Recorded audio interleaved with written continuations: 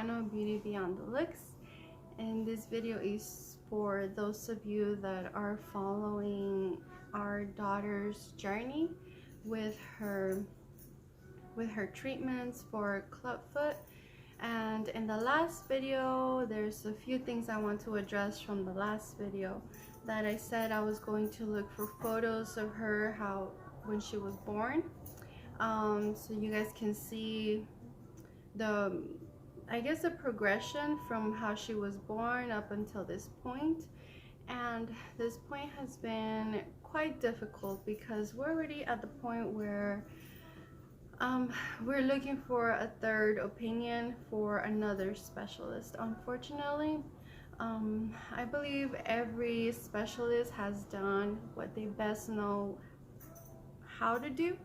Unfortunately, our daughter seems to be a quite complex case that it requires someone who has experience with those kind of feet, and therefore it has been very challenging to get her to a place where you can say her foot is fully corrected and for her to be able to walk. I will show you guys in a minute what her feet look like right now at this moment. And let me go get her real quick so you guys can see what I'm talking about and how her feet are currently. And just give me 1 second so I can go get her and you guys can see for yourself, okay? So this is Honey. The hola, well, this is Honey. Hey, hi everyone. So yeah, I'm gonna show you guys her feet right now, okay? She's not wearing braces anymore because they told us she was going to have to go back to castings, and you guys saw in the last video what she looked like with cast on. But I'll show you guys the braces in a little bit. However, right now she's not wearing them because since they told us she needs casting again, there's no point in wearing the braces because the braces are to hold a correct foot position. If her foot is not corrected, it could potentially only damage her feet if she wears braces at this point with her foot not being in the right position. So here's Honey, and I'll show you guys her feet as much as I can. So you see that foot right there? And then here's the ankle. You guys see that ankle? And this big a crease. So her feet, as you can tell, I don't know if you can tell that foot like that, it's turned in. It's not as bad as it was when she was born, but these feet are constantly, I don't know if you guys can see that, are always pointing.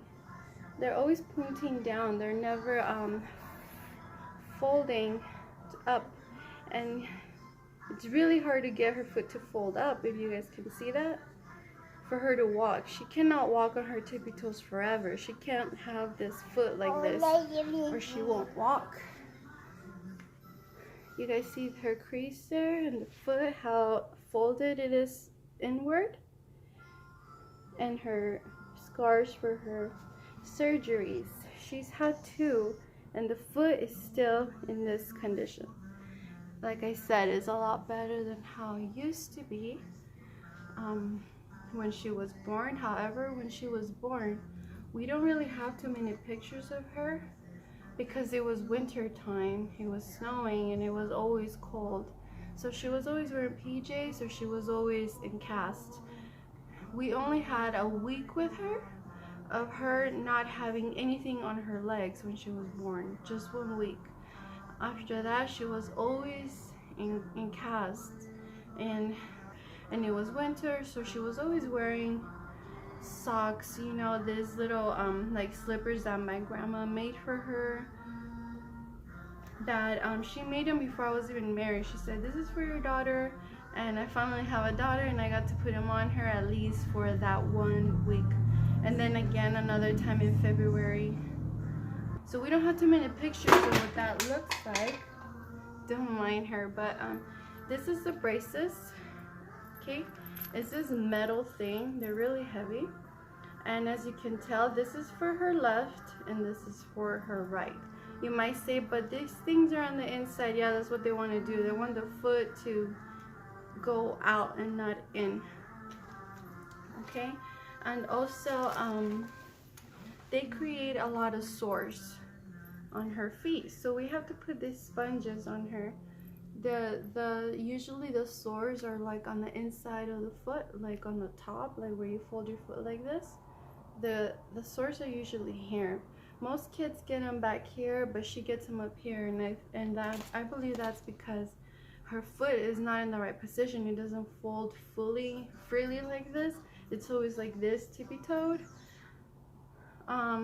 Because whatever reason, we don't know why her feet keep going in that position. She might turn out to be a natural ballerina. Just kidding. The other ones that she wears sometimes are these, which don't really work for her because she knows how to get off of these a lot easier. They made her these so that she could wear them during the day, to help her learn mobility on her own. Because like I said in the previous video, she didn't crawl, she hasn't putting any weight on her feet, on her legs, so she wasn't able to be mobile or independent at all. You know, lately she's been learning, especially since we had her on these. It was teaching her to learn to sit up. She's already going to be 11 months in a few days, so she's almost a year old, and she just learned to roll over yesterday. Literally last night. She just learned. She's saying hi to you guys. Hi. And I forgot what I was saying. So anyways, about that, she just learned to roll over barely. She's learning to get on her tummy and be okay with it. She used to hate tummy time. Now she's okay with it a lot longer.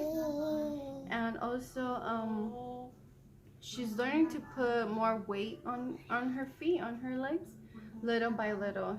We have her with a physical therapist who's helping us out, helping her out, pushing her. She does really well with him. With us, she just cries, you know, like, no, I don't want to do this, no, this is hurtful or whatever. With him, she kind of handles it a little bit more, you know, like he kind of helps her toughen up a little bit. With us, she's just like, no, I don't want to do this. When we try to stretch her feet, which it should be easier to do since she's already had 2 surgeries, it doesn't work. She does not like the stretches at all. She's always crying with them. So when people tell me, no, it doesn't hurt, why would a baby cry and scream if it didn't hurt? I'm thinking, yes, it hurts if she's screaming and crying when she stretches her foot. Nobody normally cries and screams when they're stretching, right? No, we don't. And this baby, she does. So there has to be something else going on in her feet that we have not been made aware of. So like I said, pray for her, keep praying for her healing. We know that God is going to heal her soon. We're at the point where we found a specialist in Iowa who's had 40 years of experience in this field, I believe. So now we have to travel from Idaho all the way to Iowa. So we are trying to get our flights covered, hopefully by Miracle Flights. However, they only do 2 flights a month, which is the sad news because treatments for clubfoot are weekly. So we don't know how we're going to manage taking flights every week until they decide, okay, no more treatments weekly. They'll probably say once a month at some point. I don't know when that's gonna happen, but I'll go with her by myself. I need her dad there, my husband, to be there to help out, because traveling to a whole new other state, 2 girls by themselves, that is not gonna happen in my watch, you know. Me with the baby, no. If it was just me, I wouldn't care. But me with the baby, it's a lot more serious for me, and a baby in cast is a really heavy baby, especially her because she's a big baby.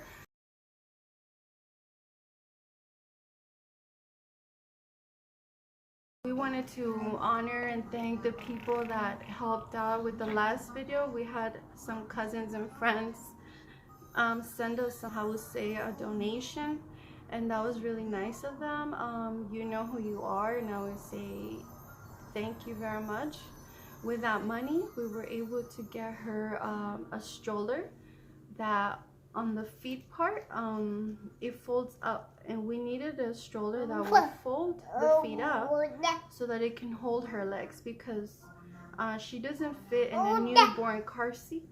We also had to get her a car seat. She doesn't face the rear anymore, she faces forward because she's a really long baby. So she couldn't be facing the rear anymore. She had to face forward but still be in a position. So we had to buy a car seat that will have different levels that you can position the car seat in. So we did it where it needs to be for babies but facing forward, also to hold her legs up, because with cats they're really heavy, and even with the braces they're really heavy because she has to wear these the majority of the time. And these are pretty heavy. These are probably like a pound if not more. And imagine a baby with that on, and then having feet hanging, that she was not happy. She was always crying, and carrying her with these things was also really hard. So we were able to get her a new what did I say, a car seat. We were able to get her a stroller. So it's great. We're really grateful. She actually enjoys that stroller. I believe it's because of the feet part because before they were just hanging, and obviously that must be very painful, so, or tiring as well. So thank you so much for those of you that donated.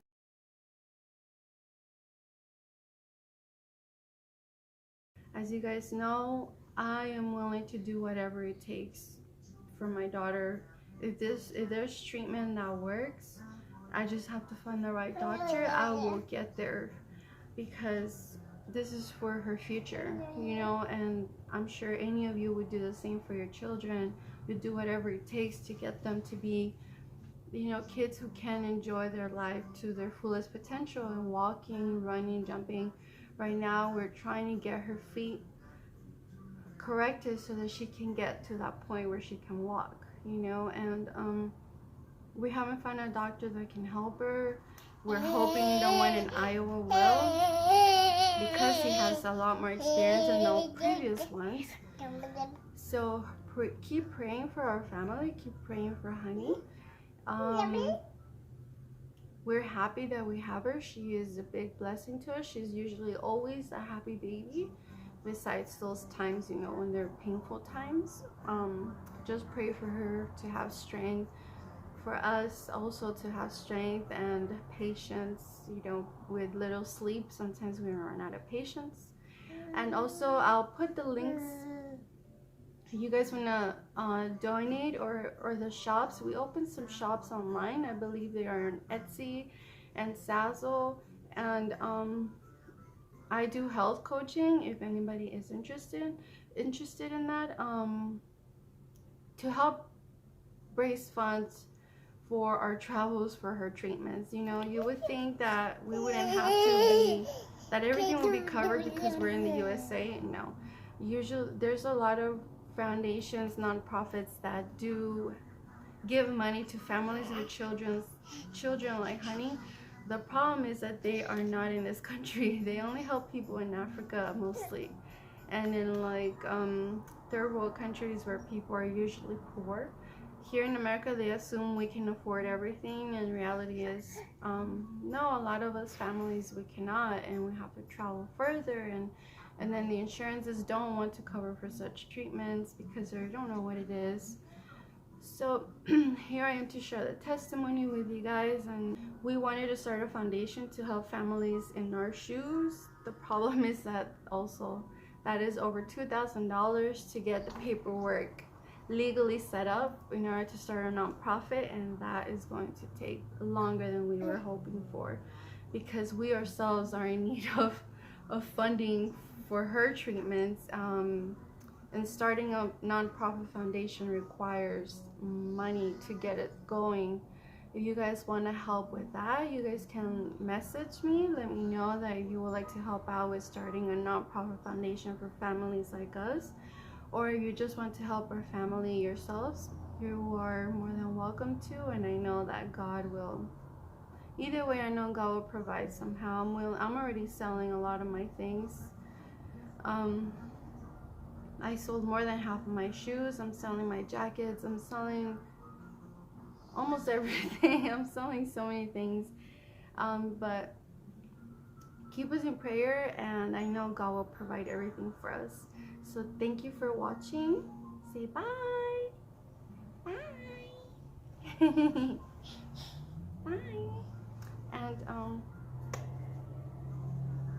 as you can tell, she's a pretty calm baby. She loves being held, and she likes kisses. Sometimes she'll push us off, but anyways, thank you so much for keeping up with our journey with Honey. And if you ever want to come visit us, feel free to do so. Just let us know and we'll give you an address. But for now, goodbye.